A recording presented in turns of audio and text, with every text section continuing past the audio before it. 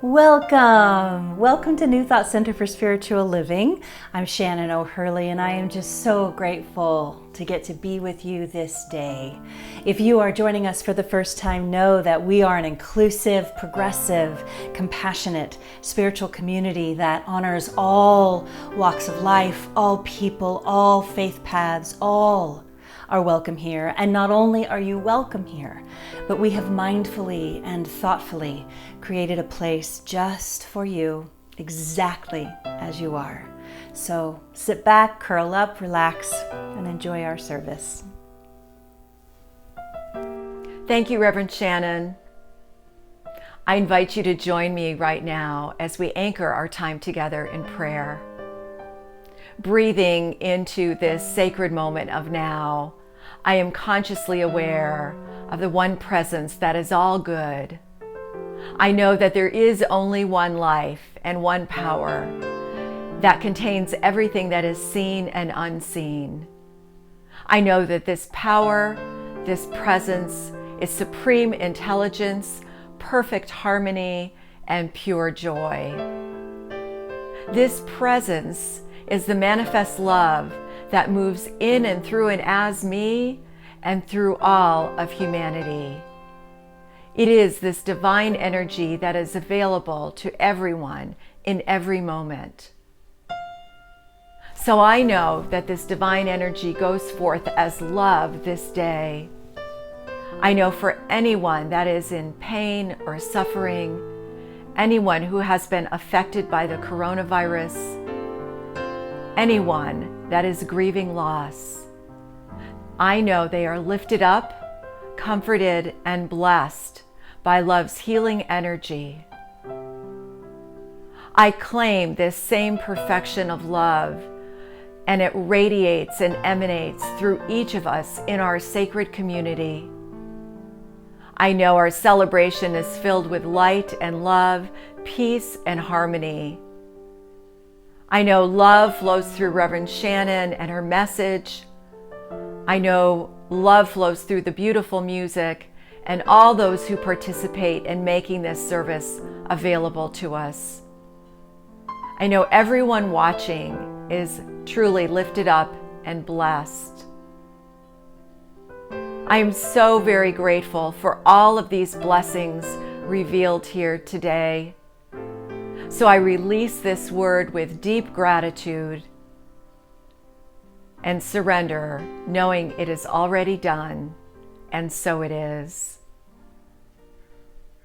And now, let us move into our time of meditation.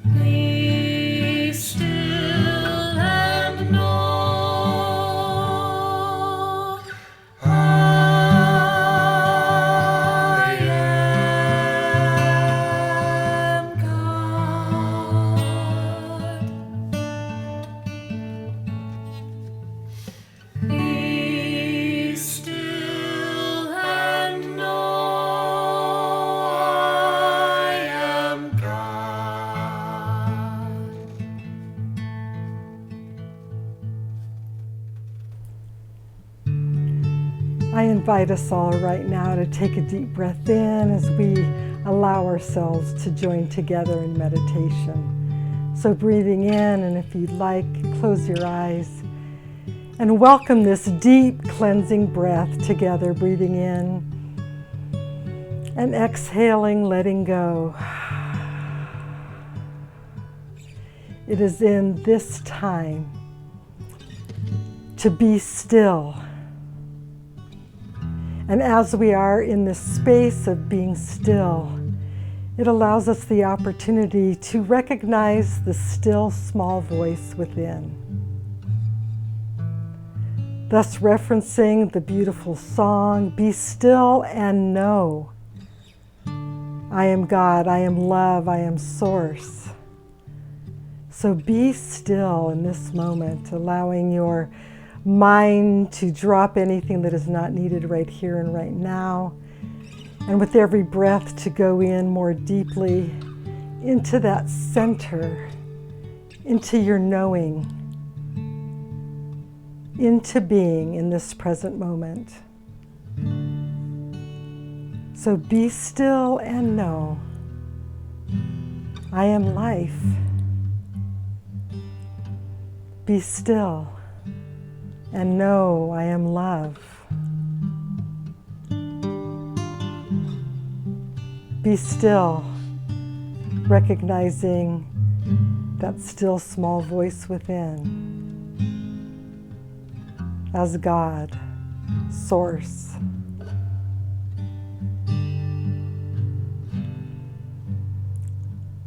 What a beautiful moment and a wonderful opportunity and time that we get to spend together, creating a collective energy of stillness and recognition of the source within each one of us, this divine spirit moving in, through, and as us. And so as we are still, we have more of an ability to connect in with that. And our energy shifts, and collectively, our energy moves towards a place of love and light and peace, a deep, profound peace. So be still and know I am God. Be still and know I am God. So breathing in together, a deep breath, and releasing and letting go. Bringing that beautiful energy of love and peace back into this space and opening your eyes. And as we come into this present moment, I give such great thanks for each of us here today. And now I pass it along to Sarah for a special honoring. Thank you for that meditation. I want to take a moment now to acknowledge our beloved teen director, Amanda Bywaters.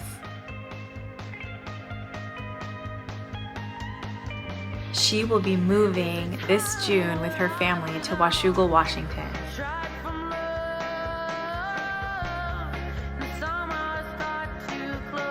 And as she embarks on this new journey, she will be stepping down from her position as our teen director. Amanda, you will truly be missed. You are loved, and you have done an amazing job supporting our teens on their spiritual path.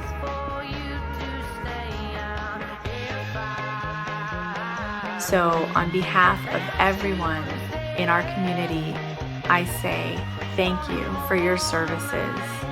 We are so blessed by you.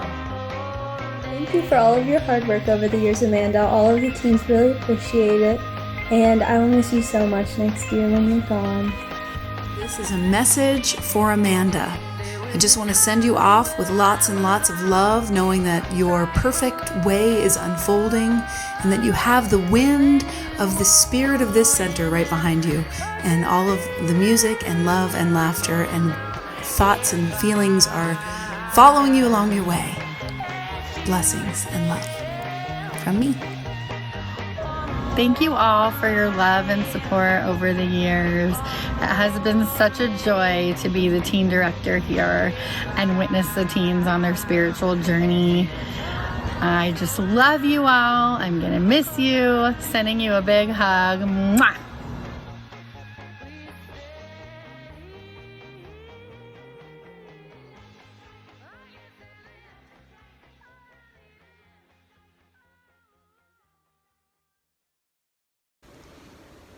Thank you, Amanda. We all love you so much too, and you will be missed greatly. And now I turn our time over to the fantastic Amy Steinberg.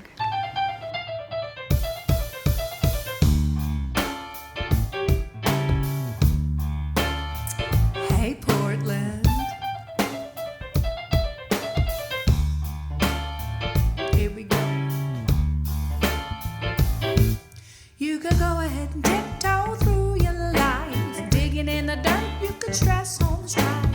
I'm gonna fly past the worry and the pain today. I'm flying on faith. I'm flying on faith. You could cry all night about the things that you hate. You're so dissatisfied in so many ways, but I'm gonna find a way to celebrate today. I'm flying on faith. I'm flying on faith. Picked up my baggage and I threw it out the door. Not looking back because the past is such a bore. I'm gonna stand with the moon, with the stars up in my face today. Today, I'm flying on faith. I'm flying on faith. Hey, hey, hi, hi. Come on, Brian. Come on. That's right. Do you know how lucky you are for this band? You could hurry, but the worry, let the fear take you out. Imagining the worst, overcome with doubt. No way to know, knowing is the way today. Today, I'm flying on faith. I'm flying on faith. Hey, you know, I picked up my baggage and I threw it out the door. Threw it out the door, not looking back.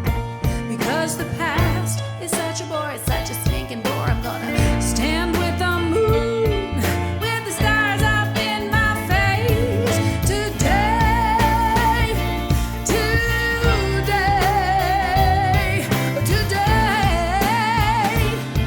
Today, today, today, today, today, today, today, today. I'm flying on faith. I'm flying on faith.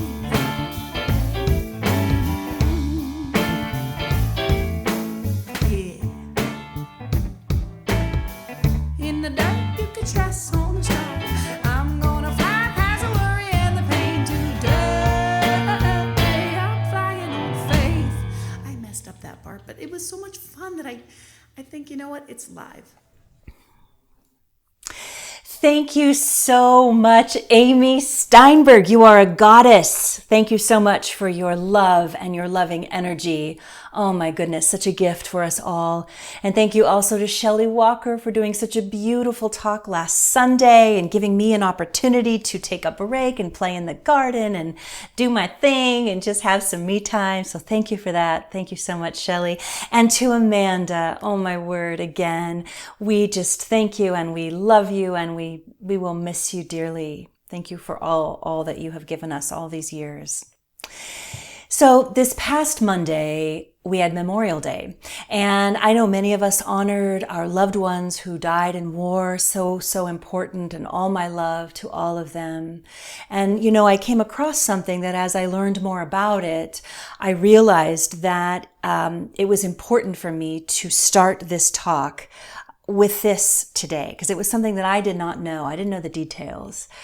The official history of Memorial Day is that it first began in 1868, 3 years after the Civil War ended, and it was taught, as far as I knew, that Union Major General John Logan. He was retired and he was sort of a important figure. He set the date for the very first observance of Memorial Day on May 30th at the Arlington National Cemetery in Virginia. However, Yale professor of American history David Blight was doing research for a book he was writing on the Civil War, and he was digging through archives at Harvard University when he came across a bundle of unorganized letters from Union soldiers. And what he discovered was a remarkable piece of forgotten history. Dr. Blight discovered that actually Memorial Day, then called Decoration Day, took place 3 years earlier. On May 1st, in 1865, at an old racetrack in Charleston, South Carolina. There had been a 22-month siege in Charleston. The city was burning to the ground. The Confederate army and white residents had abandoned the city and left the people that they had held in bondage to fend for themselves among the chaos. And on February 18th of that year, Union troops from the 21st Infantry, an all-black Union Army regiment, entered the city to accept Charleston's surrender and to ensure the freedom of those who'd been formerly enslaved. At the horse track, which had served as an open-air Confederate prison, they discovered a mass grave of 257 soldiers. They exhumed the bodies, reorganized the graves in rows, and built a 10-foot tall white fence around them. And then the freed men, women, and children planned a huge tribute to the soldiers and those who had died during the war. According to coverage back then in the Charleston Daily Courier and in the New York Tribune, on May 1st, 1865, a parade of thousands of people filled that racetrack, led by black children carrying roses, then black women, then black men, then the Union troops. It was a massive tribute for all who had died during the war. They processed around the racetrack singing, black pastors delivered sermons, and they laid many, many flowers on the rows of the graves that they had built there. The New York Tribune described the gravesite as one mass of flowers, and the breeze wafted the sweet perfumes, and tears of joy were shed.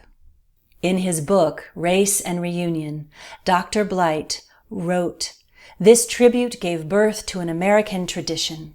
The war was over, and Memorial Day had been founded by African Americans in a ritual of remembrance and consecration."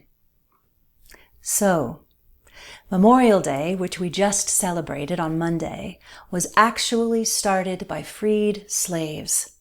This beautiful piece of American history was erased and hidden to serve a white narrative. And that just seemed important to share today. So as many of you know, many of you might know, we typically set our talk titles usually about a month or so ahead of time. And, a month ago, I thought, my gosh, with everything going on, by the end of May, surely we are all going to be ready for some lightness and humor. And so I decided a month ago that my talk title for today would be, Know What I Mean, Jelly Bean, Clarifying Your Intent with Joy. Ha ha! It seemed fun at the time. Know what I mean, Jelly Bean? Yeah. It was, the plan was to share tools with you for cultivating joy. And I was going to have folks, share their favorite funny stories. And we will do that at some point. I think that is very, very important. However, that is not today's talk. It just cannot be. Not after the week that we have all had, in this country, between exceeding 100,000 deaths from COVID and the corruption that seems to be coming out daily from our federal and state governments, and then the horrific murder and public lynching of George Floyd. Yeah, no, I'll save that talk for another time. Friends, in times like this, I often I have to just completely open my heart. And I think, help me, God. I have no idea what to say. I have no idea what to say on Sunday. And then I get quiet and I ask for guidance. I highly recommend this practice, by the way. If you're ever wondering what to do or what to say, get quiet and ask for guidance. Because what comes then after turning within and getting quiet. When I do this practice, I'm always so grateful for what comes through. And I'm often surprised by the information that I received to share with you. And what I heard in that moment, what I felt, was this memory of a book written by Anne Lamott from 2012 called Help, Thanks, Wow. And in it, she writes, "Gorgeous, amazing things come into our lives when we are paying attention. Mangoes, grandnieces, Bach, ponds, astonishing material and revelation appear in our lives all the time. We just have to be open for business. And we have to start where we are." So, while some businesses are still not open, we can be. We can be. And starting where I am today, I'm grieving. I'm grieving. Like many of you, I know, are grieving along with me. It's been quite a week. It's been quite a week. This past Thursday, I had the great blessing to gather with Tracy Brown. And for those of you who don't know Tracy, I know she's done some diversity training at New Thought Center when I was away. She also began the very successful Facebook page, What Is Mine to Do? If you don't know of that group, oh my word, please consider joining it. It is dedicated to ending race-based violence. She's just awesome. Tracy is awesome. She's a practitioner in our movement. And she, along with a small group of CSL leaders from around the country, we met and we gathered to grieve together, to listen, to support one another. And my biggest takeaway from that blessing of time with my colleagues was how important it is right now as a very first step in all of this to allow the space for our pain and our grief and our sadness over what is happening to our Black and brown sisters, brothers, and siblings all over this country. Just to allow the feelings to emerge. And I want to say to you that wherever you are with this, that there is great power in allowing yourself to feel the feelings that are coming up. So I invite you to just take a deep breath. Maybe put your hand on your heart if that helps you. If you're feeling the big feelings by all of the injustice that is happening right now, here is what I want you to know. As weird and maybe difficult as this sounds, feeling the pain is a very, very good thing. As hard as it is a very good thing because it is an indicator that you are ready to do the work. But to do the work, we have to feel the pain first. So be gentle with yourselves as you feel these feelings, but I invite you to allow them to be felt in your body. Nobel Prize winner Elie Wiesel, who was also a Holocaust survivor, said, "The opposite of love is not hate, it's indifference, and action is the only remedy to indifference." I believe that love grows from the roots of a shared pain. And it is this love that changes the world. And it is this love that changes public policy and unjust laws. Note, my friends, I did not say that love grows from the same pain, because it is not the same pain. Hear me. Love that grows from the roots of a shared pain is a love that changes the world. And that is the love that will change public policy and unjust laws. So very, very good and well-meaning people have been asking me all week, with everything that is happening in Minneapolis and all over the country and all that has been emerging, what can I do? How can I be a part of the solution? How can I help put an end to white supremacy? And here is what I want to say to you. Here it is. And I am speaking directly to white people right now. This is on us. This is on us, white people, period. End of sentence. It is ours to do.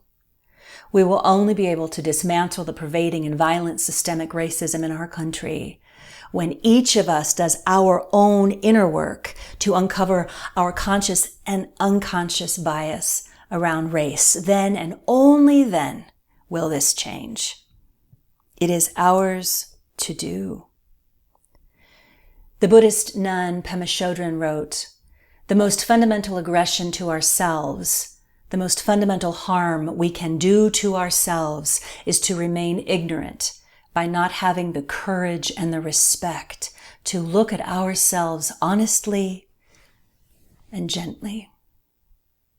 So that is what we do, my friends. That is the divine invitation that is emerging right now, that is so powerful. We look at ourselves honestly and gently. And this starts with feeling it. And the next step following feeling it is educating ourselves. By doing our own work, by educating ourselves around white privilege. And yes, if you have white skin, you have white privilege. It is about understanding race and implicit and explicit bias. It is about recognizing things like white savior complex and white centering and otherizing. This is essential and crucial work on the deepest level, and it is the prerequisite, my friends, it is the prerequisite required so that we can actually actively participate in successfully dismantling race-based violence and injustice once and for all. Because the time is now. The time is now. So,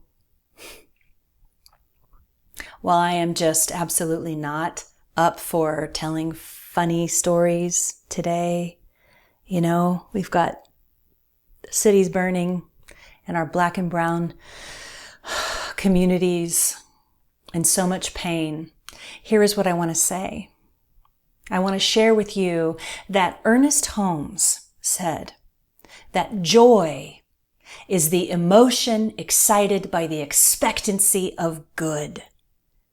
Joy is the emotion excited by the expectancy of good. So the expectancy of good brings joy. And oh my word, I believe that we can all hold with a capital H an expectancy of good as we do this work together.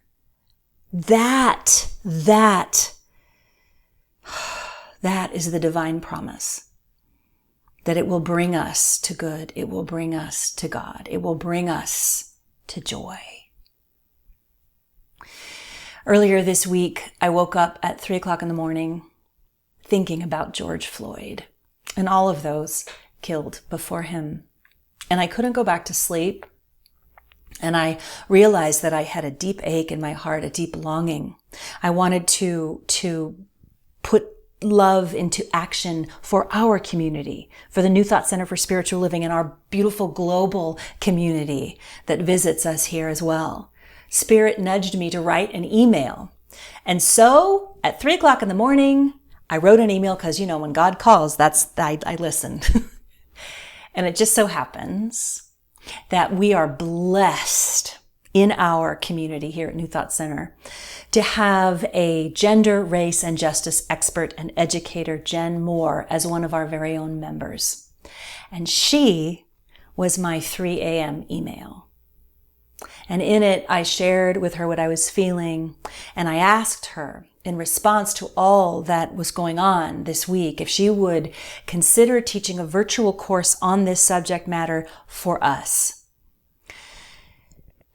Now, the spiritual nudge that I got was really strong, and it was timely, and it was urging me that this has to happen quickly, that it's important. And let's face it, that's a lot to ask someone in the middle of a pandemic, to just basically drop everything and prepare a course to teach. It's a lot. And when I woke up in the morning, my answered prayer was waiting for me in my inbox because Jen responded with a very gracious yes. And she's been working many hours since preparing. I know she cares so very deeply about this subject matter. She let me know that in this course there will be videos and links to articles and self-assessment tools and time to share and process together. So I am so delighted to be able to share with you that a week from now, on June 8th, her class called Unpacking Whiteness and Seeing Race will be offered. And just know this is her field. This is her area of expertise and her genius. And she teaches this work on the university level. She goes into schools and works with schools. And it will be, so that you know, because this is important, it will be a non-confrontive and non-challenging and safe and sacred space where all of us can do this work together. We can go deep together, doing this work with an expectancy of good, so that we can all become effective change agents for this country. Jen has a plethora of information on this topic, and later this summer she'll be facilitating a follow-up class she's already talking about, because this work builds on itself, and we're also going to be offering other kinds of resources for you to be able to do this vital work in this community. And just know we've set up this course at a very affordable price. Scholarships will be available. No one will be turned away, because it is that important. It is that important to me and to our ministry staff, to our community, and to our country, and to our Black and brown brothers, sisters, and siblings. Maya Angelou said, "Nothing will work unless you do." So let's do this work. It is time. It is time. The link is up on our site, and you can register for it just following our service today.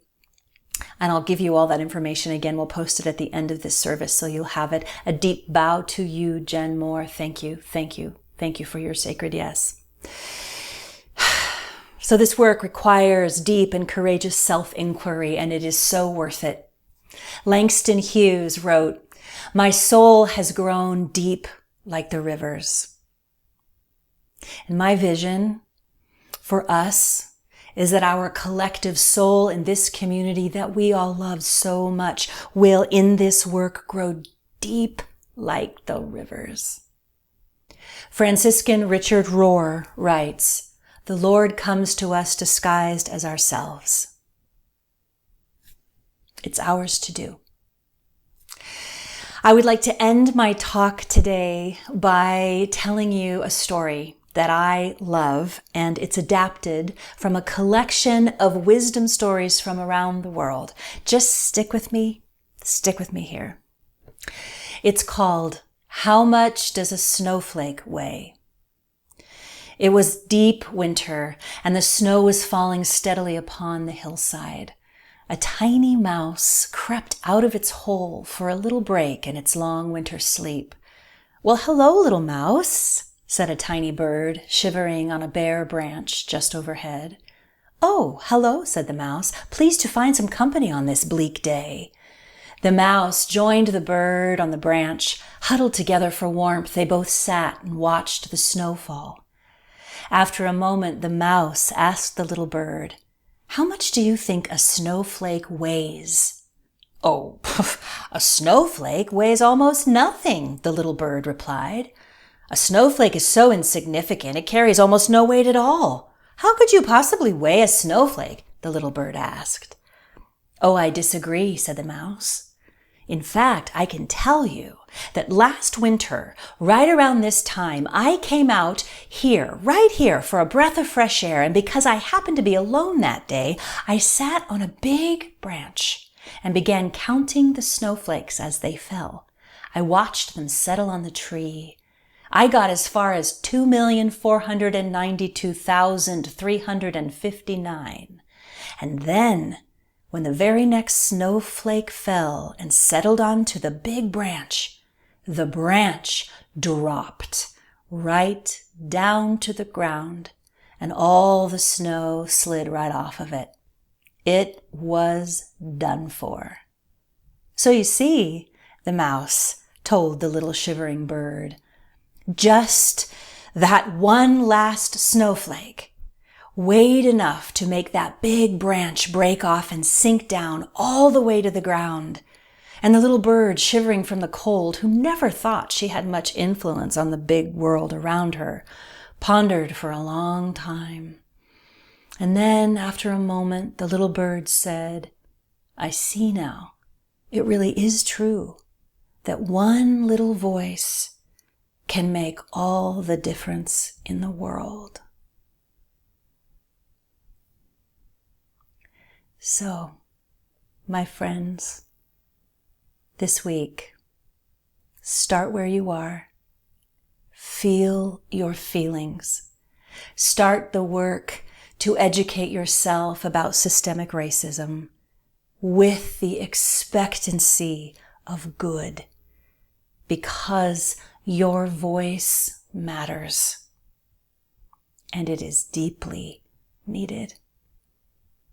Let's pray.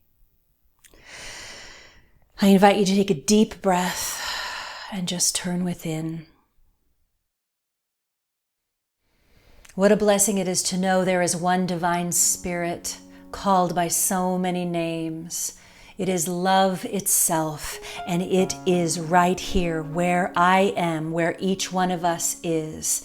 And I am so grateful for this love that lives and breathes at the center of each one of us. This love is the most true thing about us. It woke us up this day, it brought us to this place, and it brings us to this divine work that we get to do. This next step, this divine next step that we all get to take. And in this moment, I allow the love that is felt right here to be a beacon of love and light to every city and town and heart that is calling for it. I am so grateful for this teaching, for knowing that we are at choice and we have an opportunity to step into a higher vibration of love and to be our sisters, our brothers, and our siblings' keeper. This I affirm for each one of us. I affirm peace and love and grace, and I say a special prayer this day for George Floyd and his family, and for all those who came before him, who experienced in any way, shape, or form race-based violence. I also say a very special prayer for all of those navigating COVID. I know with everything that I am that there is a love that is emerging here, and it is big and it is mighty. It is big and it is mighty. And so from this place of grace, I bless every being who is having church at home, wherever they are celebrating or supporting each other. I bless all churches, mosques, ashrams, temples, synagogues, altars at home, right now in this moment. And so it is from this place of oneness and grace that I bless it all. I bless all that is emerging. I say a special prayer for peace, a peace that passeth all understanding. So from this place of peace, of grace, of groundedness, and of divine opportunity, I am filled with gratitude. I am so thankful for this community and for this answered prayer. I let go, I let God, I let love. I let it be. And so it is. Blessed be. I'll be back with you in a moment. Thank you, Rev Shannon. Great to hear you today. Welcome back. Now is our opportunity for conscious giving. We're so grateful that you chose to be here today. So please pay it forward so that we can continue all of our live stream from our New Thought Center for Spiritual Living. So know that you can give through the mail, through your bank, or you can also text to give, and that number is 503-966-3236. However you choose to give, we are truly grateful. So let's take this wonderful giving intention into our hearts as we hold this blessing. Together we say, from the love of pure spirit within me, I bless this gift. I send it forth to heal and bless and prosper. It does good work in the world and returns to me multiplied abundantly. And so it is. Thank you. And welcome back, Amy Steinberg.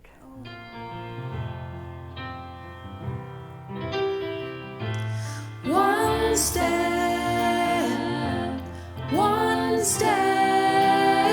come on. Old time religion is a box I do not fit in. I am metaphysical, I am transcendent. Change a situation by changing your mind. Raise the vibration by knowing you are divine. Make a mental path, one step, repeat. I surrender to the presence of God in me. Make a mental path, one step, repeat. I am practicing the presence of the goddess in me. Oh, come on, y'all. Yeah.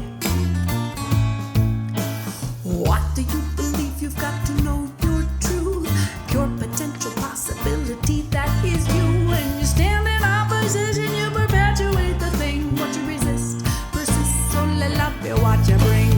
Make a mental path, one step, repeat. I surrender to the presence of God in me. Make a mental path, one step, repeat. I am practicing the presence of the God. Oh, make a mental path, one step, just do. Surrender to the presence of the God in you. Make a mental path, one step, just do. Practicing the presence of the goddess in you. Ha ha. Come on. Follow your intuition and the passion that you got. Be pulled by your vision, don't get pushed by your thoughts. Everything experienced is energetic, so be aware of energy you give and you get it. Out of the routine, slip into observer state. Change your mind by changing habits, choose a different way. Say yes, yes, yes to your highest and your best. Cause what you desire, you could straight up manifest. You know what I'm saying? Manifest. Make a mental one step. Yeah, I'm practicing the presence of the. Make a mental one step. Just do. I'm practicing the presence of the goddess in you. One step. One step. It only takes one. Only takes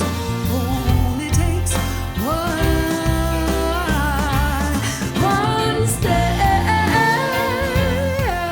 Do not be afraid. Do not be afraid. Do not be afraid. You guys rock. This is so cool.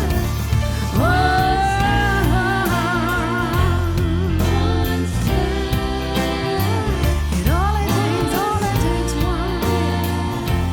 one step. Oh, one step. Yeah. Oh, do not be afraid. Once, hey. Namaste. I love y'all. Thank you, Amy Steinberg. That was beautiful. We so appreciate you. This coming Wednesday night for our spiritual practice, we have decided to have a guided meditation based on A Prayer for Our Country by Ernest Holmes. Please join Rev Christine at 7 p.m. for this special evening. NTCSL now has a book club. Starting in June every Thursday night from 6:30 to 7:30 p.m. This month's book selection is The Book of Longings by New York Times bestseller Sue Monk Kidd. To register for our book club, please visit our homepage and click on the link. I am so thrilled to share with all of you that NTCSL now has its own online bookstore. We have approximately 400 items, books, jewelry, gifts, wall decor. All you have to do is order online and we will arrange a very convenient pickup for you at our center. So you can find the link on our homepage. And last but not least, if you are watching us on YouTube today, please hit the subscribe button and the like button. We also invite you to share our videos weekly. This helps us be seen and heard by all who need to hear it. We so appreciate your support. We are truly blessed by you. Thank you. Thank you so much, Amy Steinberg. Thank you so much to this amazing team that brings this to us every week. So, so grateful. I want to let you know, just a quick announcement before we go on to our Zoom call, that our book club is actually now going to be led by Rev Barb to give Jen Moore some time to be in the work that she's going to be doing for our community. And just a reminder, this wonderful new book by Sue Monk Kids, she's amazing. It's the Book of Longings, and Rev Barb will be leading that. So thank you to you, Rev Barb, for saying yes to that. So just a reminder, just following this, you can find the link on our website, New Thought Center for Spiritual Living, for our Zoom call. And it's right there, and I look forward to going deeper with you about anything that may have come up for you during the talk. We'll pray together. All are welcome, so I invite you to that. And now for our final blessing. May you go in the light, as the light, and with the light, until we meet again. May the long-time sun shine upon you, all love surround you, and the pure light within you guide you on your way. You are loved. Mwah! See you soon or next Sunday.